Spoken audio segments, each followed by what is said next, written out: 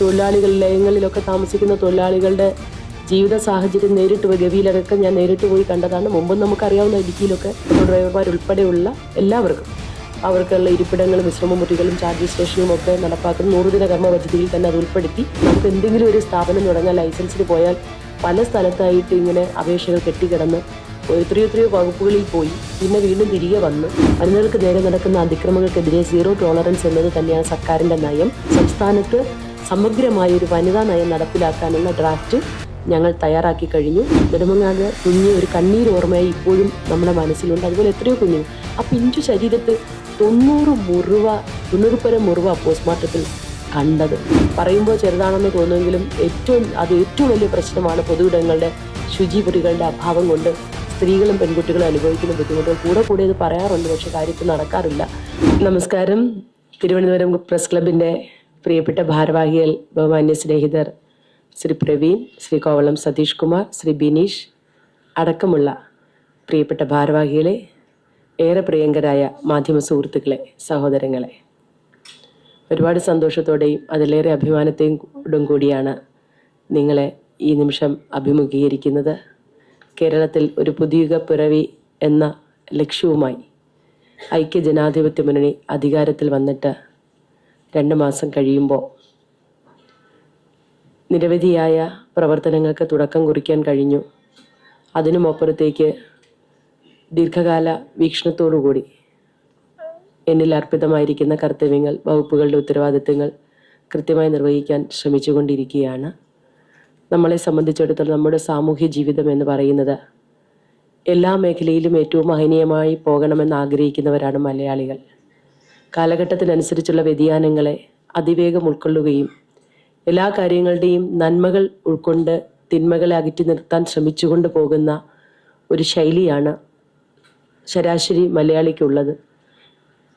ഞങ്ങളുടെ വകുപ്പ്, എനിക്ക് അലോട്ട് ചെയ്യപ്പെട്ടിരിക്കുന്ന വകുപ്പുകൾ തൊഴിൽ വകുപ്പും വനിതാ ശിശുക്ഷേമവും ക്ഷീരവികസനവും മൃഗസംരക്ഷണവുമാണ് പ്രധാനപ്പെട്ടത്.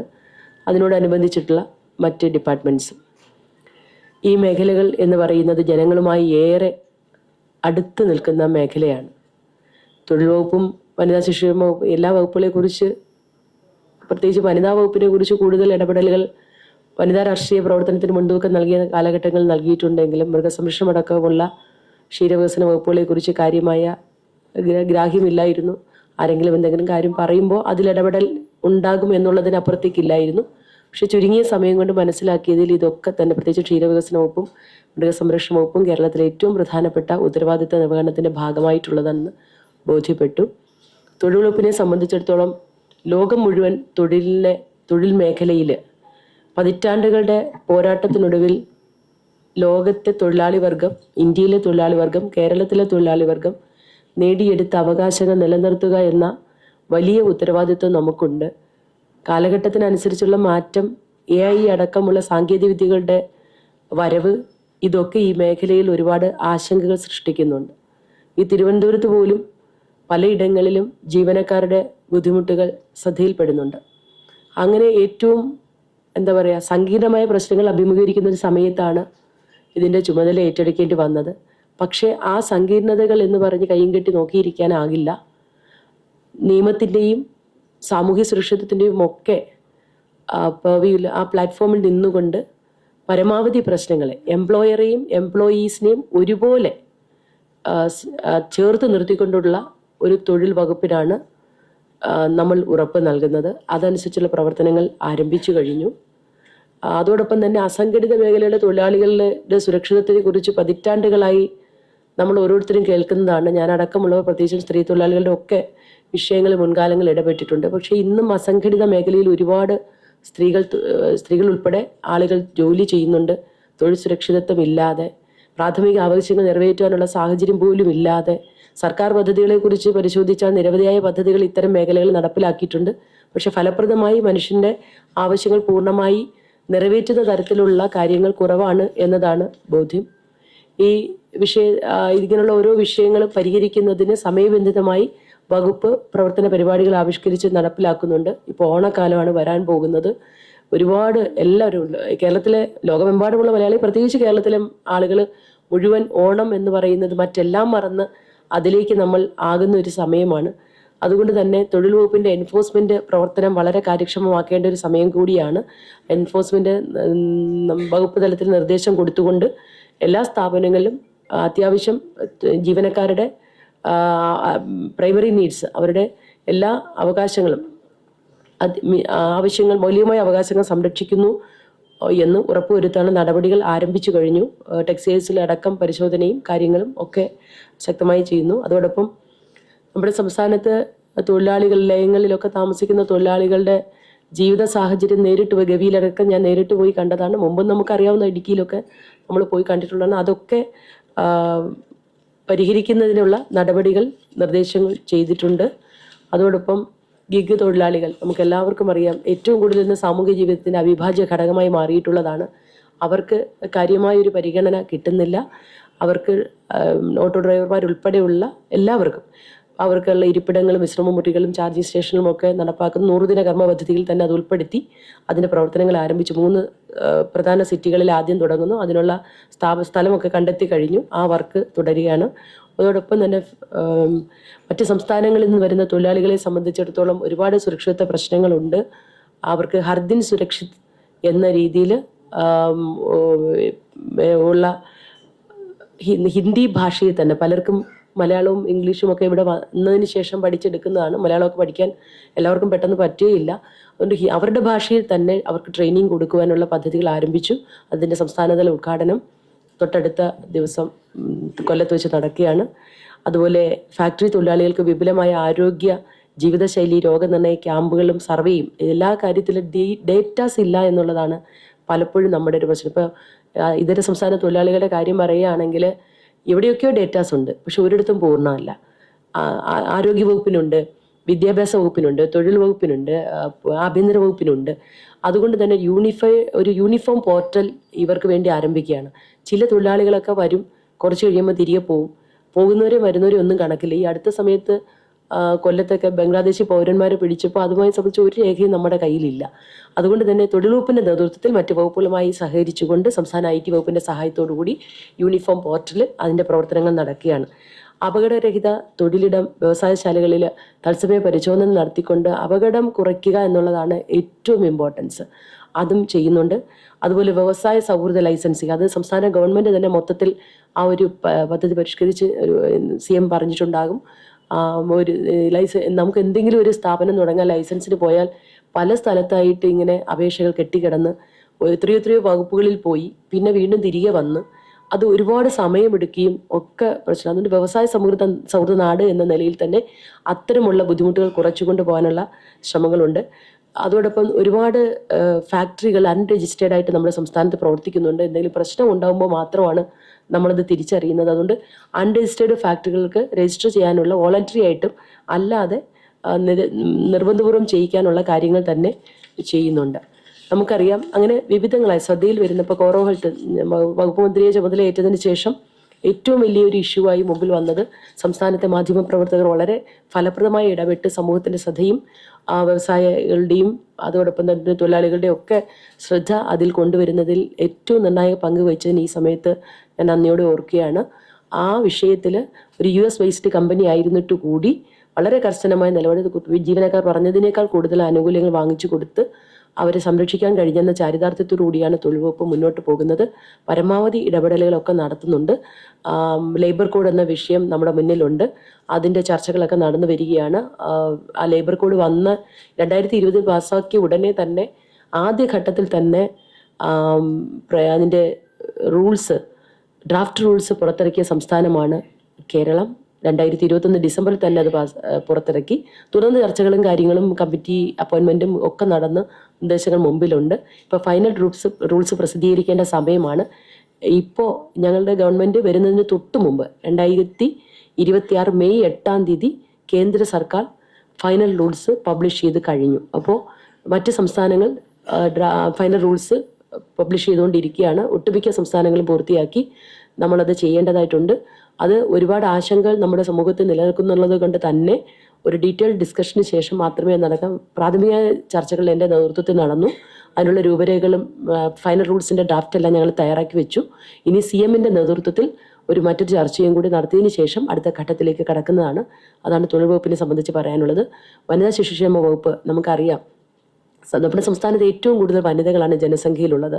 വനിതകൾക്ക് നേരെ നടക്കുന്ന അതിക്രമങ്ങൾക്കെതിരെ 0 ടോളറൻസ് എന്നത് തന്നെയാണ് സർക്കാരിന്റെ നയം. അങ്ങനെ നിരവധിയായ പദ്ധതികൾ സംസ്ഥാന സർക്കാരിന്റെ നേതൃത്വത്തിൽ പല ഘട്ടങ്ങളിൽ നടക്കുന്നുണ്ട്. പക്ഷേ മാറുന്ന കാലഘട്ടത്തിനനുസരിച്ച് പദ്ധതികളും പരിപാടികളും ഒരുപാട് നടക്കുന്നുണ്ട് എങ്കിലും സ്ത്രീകൾക്ക് നേരെയുള്ള അതിക്രമങ്ങൾ തുടർന്നു വരുന്നു എന്നുള്ളത് നമ്മളെയൊക്കെ അലോസരപ്പെടുത്തുന്നുണ്ട്. ഞാൻ ജനിക്കുന്നതിന് മുമ്പ് തന്നെ നമ്മുടെ നാട്ടിൽ സ്ത്രീധന നിരോധന നിയമം നമ്മളൊക്കെ ജനിക്കുന്നതിന് മുമ്പുണ്ട്. പക്ഷേ ഇപ്പോഴും സ്ത്രീധന പീഡനം അടക്കം സമൂഹത്തിൽ നടക്കുന്നുണ്ട്, ആത്മഹത്യകൾ നടക്കുന്നുണ്ട്.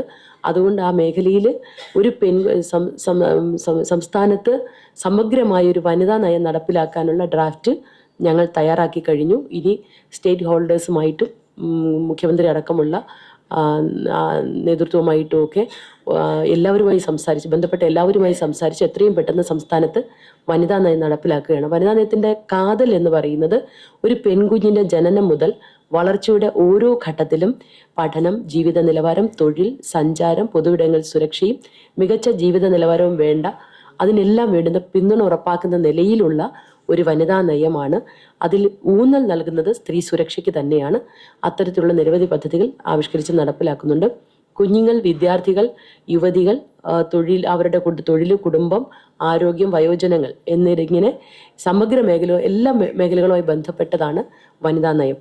അതോടൊപ്പം അംഗൻവാടിയിലെ കുട്ടികളെ സംബന്ധിച്ചിടത്തോളം ശിശുനയം നടപ്പാക്കേണ്ടതായിട്ടുണ്ട്. കുഞ്ഞുങ്ങൾക്ക് നേരെ നമ്മുടെ ഏറ്റവും കൂടുതൽ വേദനിപ്പിക്കുന്നത്, നമ്മൾ വളർന്നു വരുന്ന ഓരോ ഘട്ടത്തിലും നമ്മൾ ഏറ്റവും കൂടുതൽ സുരക്ഷിത ചിന്തയായി നമ്മുടെ ഓരോരുത്തരുടെയും മനസ്സിലുള്ളത്, ഒരു കുഞ്ഞ് ഏറ്റവും സുരക്ഷിതമായിരിക്കുന്നത് അതിൻ്റെ അമ്മയുടെ കയ്യിലാണ്, അതിൻ്റെ അച്ഛൻ്റെ കയ്യിലാണ്.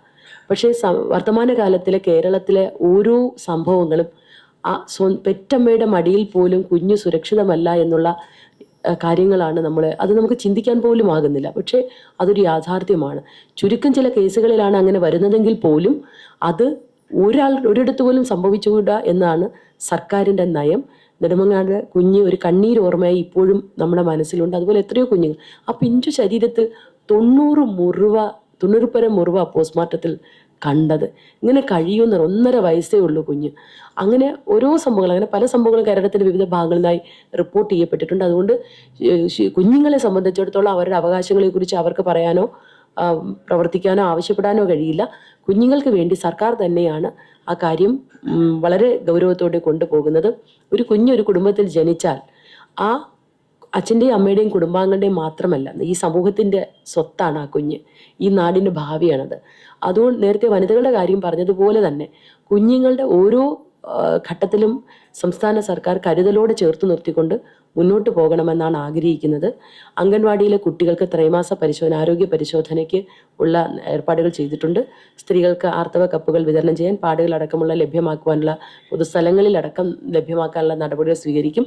നമുക്കറിയാം, പറയുമ്പോൾ ചെറുതാണെന്ന് തോന്നുമെങ്കിലും ഏറ്റവും വലിയ പ്രശ്നമാണ് പൊതുയിടങ്ങളുടെ ശുചിമുറികളുടെ അഭാവം കൊണ്ട് സ്ത്രീകളും പെൺകുട്ടികളും അനുഭവിക്കുന്ന ബുദ്ധിമുട്ടുകൾ. കൂടെ ഇത് പറയാറുണ്ട്, പക്ഷെ കാര്യത്തിൽ നടക്കാറില്ല. അഥവാ ഇത് തുടങ്ങിയാൽ തന്നെ തുടങ്ങുന്ന വേഗതയിൽ തന്നെ അടച്ചു പോകുന്ന സാഹചര്യങ്ങളാണ് നമുക്കുള്ളത്. നമ്മൾ തീർച്ചയായും അത്തരം കാര്യങ്ങളിൽ പരിസ്ഥിതി സൗഹൃദ സാനിറ്ററി പാഡ് വെൻഡിങ് മെഷീനുകളും പാഡ് ഇൻസിനറേറ്ററുകളും പൊതുസ്ഥലങ്ങൾ സ്ഥാപിക്കും. ശുചിമുറികൾ അടക്കമുള്ളതും കൺസേൺഡ് ഡിപ്പാർട്ട്മെന്റുമായി ചേർന്ന് സ്ഥാപിക്കും. അതുപോലെ പീഡനം നേരിട്ട സ്ത്രീകൾക്കും കുട്ടികൾക്കും ഭക്ഷണം, പാർപ്പിടം, കൗൺസിലിംഗ്, ആരോഗ്യ പരിരക്ഷ, തൊഴിലവസരങ്ങൾ എന്നിവ ലഭ്യമാക്കുന്നതിന് നടപടികളും പദ്ധതികളും ഒക്കെ സർക്കാരിൻ്റെതായിട്ടുണ്ട്. പക്ഷേ അത് കുറച്ചുകൂടി ആധുനികവൽക്കരിച്ച് കുറ്റമറ്റ രീതിയിൽ തീർച്ചയായും ഈ സർക്കാർ നടപ്പിലാക്കും. വ്യവസായ പാർക്കുകളിലും മറ്റ് പല സ്ഥലങ്ങളിലും കേരളത്തിൻ്റെ ഒരു ക്രഷ് പോളിസി വരേണ്ടതായിട്ടുണ്ട്. ഞാനെന്ന കുഞ്ഞ് ജനിച്ചപ്പോൾ എൻ്റെ അമ്മ ഒരു കശുവണ്ടി തൊഴിലാളി ഈ ഫാക്ടറിയിൽ ജോലി ചെയ്യുക. പക്ഷെ അവിടെയും ഉണ്ടായിരുന്ന കുഞ്ഞുങ്ങളെ നോക്കാനൊരു സ്ഥലം. ഇപ്പോൾ പലയിടത്തും പല അമ്മമാരും, യുവതികളായ അമ്മമാർ നമ്മളോട് വ്യക്തിപരമായി മന്ത്രി എന്ന നിലയിലും പരാതിപ്പെടുന്നു. 6 മാസം കുഞ്ഞിനെ നോക്കാൻ, അതും 6 മാസം പലയിടത്തും കൊടുക്കുന്നില്ല എന്നുള്ളത് ശ്രദ്ധയിൽപ്പെട്ടു. കർശനമായി അത് നടപ്പാക്കണമെന്ന് പറഞ്ഞിട്ടുണ്ട്. നിയമം എന്ന് പറയുന്നത് 6 മാസത്തെ മെറ്റേണിറ്റി ലീവാണ്. പല സ്വകാര്യ സ്ഥാപനങ്ങളിലും അത് നടത്തുന്നില്ല എന്ന് ശ്രദ്ധയിൽപ്പെട്ടു. അത് കർശനമായി നടപ്പിലാക്കാനുള്ള നിർദ്ദേശങ്ങൾ നൽകി കഴിഞ്ഞു. 6 മാസം കഴിഞ്ഞ് അമ്മ ജോലിക്ക് പോകുമ്പോൾ കുഞ്ഞിന്റെ സുരക്ഷിതത്വം, കുഞ്ഞിനെ ഏൽപ്പിക്കാൻ വീട്ടിൽ ആളില്ലാത്ത സാഹചര്യം ഒക്കെ ഉണ്ട്. അതുകൊണ്ട് അത്തരത്തിലൊരു പോളിസിയും കൂടി കൊണ്ടുവന്ന് അതും ഉറപ്പാക്കാനുള്ള പദ്ധതികൾ നടപ്പാക്കുന്നുണ്ട്. ആദ്യഘട്ടത്തിൽ വ്യവസായ പാർക്കുകളിലും പ്രധാന പട്ടണങ്ങളിലും ജോലി ചെയ്യുന്ന സ്ത്രീകളുടെ കുട്ടികൾക്കായി നഴ്സറി സൗകര്യങ്ങൾ, അത്തരത്തിൽ ക്രഷ് സൗകര്യങ്ങളോട് ചെയ്യുന്നുണ്ട്. അപ്പോൾ സ്ത്രീകൾക്കെതിരെയുള്ള ഗാർഹിക കുറ്റകൃത്യങ്ങളും നേരത്തെ പറഞ്ഞതുപോലെ പീഡനങ്ങളും ഒക്കെ തടയാനുള്ള ശക്തമായ നിയമങ്ങൾ ഉള്ളത് നടപ്പിലാക്കും. പോരായ്മകൾ ഉണ്ടെങ്കിൽ പരിഹരിക്കും. സൈബർ അറ്റാക്ക് എന്ന് പറയുന്നത് കേരളത്തെ സ്ത്രീകൾ നേരിടുന്ന ഏറ്റവും പ്രധാനപ്പെട്ട വിഷയമാണ്. ബോൾഡായ സ്ത്രീകളെ സംബന്ധിച്ചിടത്തോളം അവരെ ബാധിക്കാറില്ല. പക്ഷേ ദുർബല മനസ്സിലോ അല്ലെങ്കിൽ ഏതെങ്കിലും കുടുംബത്തിന്റെ പിന്തുണ ഇല്ലാത്തതോ അങ്ങനെയുള്ള പിന്തുണയില്ലാത്ത സ്ത്രീകളെ സംബന്ധിച്ചിടത്തോളം അത് വളരെ വേദനയും ജീവഹാനി വരെ ഉണ്ടാക്കുന്ന സന്ദർഭങ്ങൾ പലപ്പോഴായി റിപ്പോർട്ടുകളിലൂടെ നമ്മൾ മനസ്സിലാക്കിയിട്ടുണ്ട്. അത്തരം കാര്യങ്ങളെക്കുറിച്ച് സംസ്ഥാന ഗവൺമെന്റ് വളരെ ഗൗരവതരമായി പരിഗണിക്കുന്നുണ്ട്. അതോടൊപ്പം മൃഗസംരക്ഷണ വകുപ്പ് ഏറ്റവും കൂടുതൽ ഇന്ന് ഉപജീവന മാർഗമായി വീണ്ടും കൂടുതൽ ആളുകൾ മൃഗങ്ങളെ വളർത്തുന്ന സാഹചര്യത്തിലേക്ക് വരുന്നുണ്ട്. എല്ലാ കന്നുകാലികളെയും ന്യായമായ വിലയ്ക്ക് ഇൻഷുർ ചെയ്യാനുള്ള നടപടികൾ ആരംഭിച്ചു. കാരണം മന്ത്രിയായതിനു ശേഷം ഏറ്റവും കൂടുതൽ പരാതി കിട്ടിയത് പെട്ടെന്നൊരു ഉപജീവന മാർഗമായി ഒരു കുടുംബം പുലർത്തിക്കൊണ്ടിരിക്കുന്ന പശു അല്ലെങ്കിൽ കന്നുകാലി പെട്ടെന്ന് അങ്ങ് ചത്തുപോകുമ്പോൾ എന്ത് ചെയ്യണമെന്ന് അറിയാതെ കുറേ രൂപ നഷ്ടമാകും, ജീവിതമാർഗവും നിലച്ചു പോകും. അങ്ങനെ അടക്കമുള്ള ഒരുപാട് പ്രശ്നങ്ങളുണ്ട്. അത്തരം പ്രശ്നങ്ങളെ കൃത്യമായി അഡ്രസ്സ് ചെയ്യുന്ന പദ്ധതികളുണ്ട്. കന്നുകുട്ടി പരിപാലനത്തിന് ഉള്ള പദ്ധതികൾ വളരെ സാർവത്രികവും ശാസ്ത്രീയവുമാക്കി മുന്നോട്ട് കൊണ്ടുപോകും. താറാവ് കർഷകരെ നമുക്കറിയാം, ഓരോ സമയത്തും ഈ താറാവ് കർഷകരുടെ പ്രശ്നങ്ങൾ പെട്ടെന്ന് രോഗം വ്യാപിക്കുന്ന അടക്കമുള്ള പ്രശ്നങ്ങളുണ്ട്. അത്തരം പ്രശ്നങ്ങളെ അഡ്രസ്സ് ചെയ്യുന്ന പദ്ധതികൾ, അതോടൊപ്പം തെരുവുനായ്ക്കൾ അടക്കമുള്ള പ്രശ്നങ്ങൾ LSDD വകുപ്പുമായി ഞങ്ങൾ പ്രോജക്റ്റുകൾ തയ്യാറാക്കിക്കൊണ്ടിരിക്കുന്നു. വന്ധ്യകരണത്തിനും വാക്സിനേഷൻ ഡ്രൈവുകൾക്കുമായുള്ള മൊബൈൽ ആനിമൽ ബർത്ത് കൺട്രോൾ യൂണിറ്റുകൾ കൂടി സ്ഥാപിച്ചുകൊണ്ട് മുന്നോട്ട് പോകുന്നുണ്ട്. അതുപോലെ എല്ലായിടത്തും നമുക്കറിയാം പെറ്റ് ഡോഗ്സ് മുൻകാലത്തേക്കാൾ കേരളത്തിൽ ഇപ്പം പെറ്റ് ആനിമൽസ് അത് സാർവത്രികമായിക്കൊണ്ടിരിക്കുക. അവർക്ക് വേണ്ടിയും പെറ്റ് ആനിമൽസിന് വേണ്ടി കൂടി ഒരു പോളിസി കൊണ്ടുവരാൻ സർക്കാർ ആലോചിക്കുന്നുണ്ട്. ക്ഷീരവികസന വകുപ്പ് കേരളം കണികണ്ടുടരുന്ന നന്മയാണ് മിൽമ എന്ന പരസ്യവാചകം നമ്മുടെ ഹൃദയത്തിലേറെയുണ്ട്. പാൽ ഉൽപാദനത്തിൽ സ്വയം പര്യാപ്തത നേടുക എന്നുള്ളതാണ് കേരളത്തിൻ്റെ ഏറ്റവും പ്രധാനപ്പെട്ട ആവശ്യം. ഇപ്പോൾ 70,000 ലിറ്റർ പാലാണ് ഉള്ളത്. 1 കോടി ലിറ്റർ പാലാക്കാൻ 3 വർഷത്തിനുള്ളിൽ നടപ്പിലാക്കാനുള്ള പദ്ധതികൾ. പാലുൽപാദനം സ്വയം പര്യാപ്തമാക്കണം. തീറ്റപ്പുല്ല് കർഷകർ നേരിടുന്ന ഏറ്റവും പ്രധാനപ്പെട്ട പ്രശ്നമെന്ന് പറയുന്നത് കന്നുകാലികൾക്കുള്ള തീറ്റ കൊടുക്കാനുള്ള ബുദ്ധിമുട്ടുകളുണ്ട്. അത് എല്ലാ സബ്സിഡികളൊക്കെ നടത്തിക്കൊണ്ട് മുന്നോട്ട് പോകും. ചുരുക്കത്തിൽ ക്ഷീരകർഷകരും ക്ഷീരസഹകരണ പ്രസ്ഥാനങ്ങളുമായി ബന്ധപ്പെട്ട് ക്ഷീരകർഷകർക്ക് ന്യായവില ഉറപ്പാക്കാനുള്ള സോഫ്റ്റ്വെയർ സംവിധാനമാണെങ്കിൽ മാത്രമേ അത് കുറ്റമറ്റ രീതിയിൽ നടക്കില്ല. അതിനുള്ള കാര്യങ്ങൾ ചെയ്യുന്നുണ്ട്. അങ്ങനെ സമസ്ത മേഖലകളിലും ഒരു നൂതന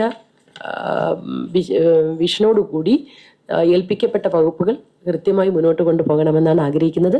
പ്രിയപ്പെട്ട തിരുവനന്തപുരത്തെ മാധ്യമ സുഹൃത്തുക്കളുടെ എല്ലാവരുടെയും പിന്തുണയും സഹകരണവും ഒപ്പം നിർദ്ദേശങ്ങളും ക്ഷണിക്കാം.